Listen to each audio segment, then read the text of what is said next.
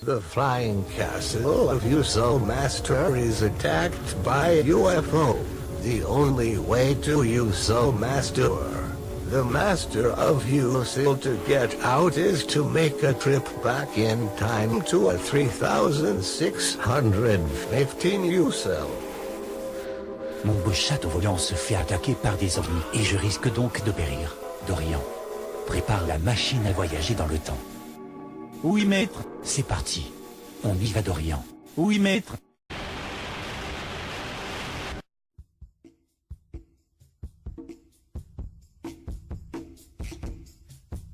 Nous avons réussi.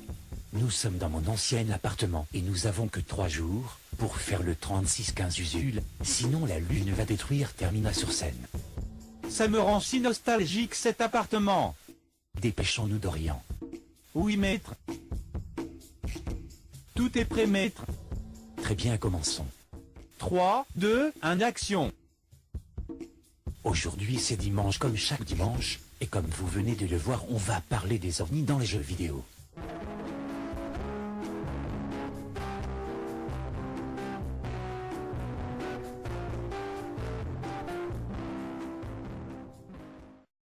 En effet, il y a 2 sortes de jeux vidéo, ceux dans lesquels il y a des ovnis et ceux où il n'y a pas d'ovnis.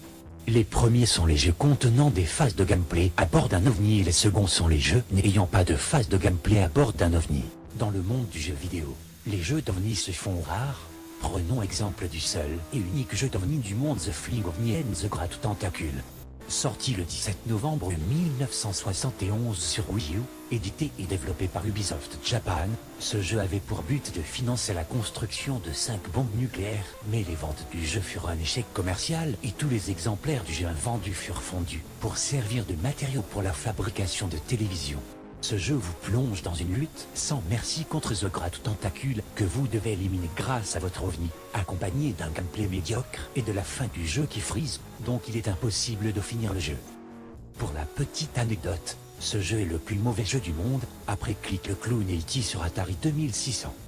Il existe dans The Legend of Zelda Majora's Mask une quête secondaire où Link doit éliminer les extraterrestres qui ont pour but d'enlever les vaches du ranch Romani pour copuler avec celles-ci. Les ovnis, ce ne sont pas que des jeux ou des missions secondaires, les ovnis sont souvent des easter eggs.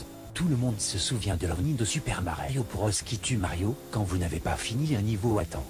Selon les développeurs, les easter eggs d'ovnis n'ont aucune utilité pour faire des ventes. Je laisse donc Louis-Émile de Réac vous en dire plus à ce propos.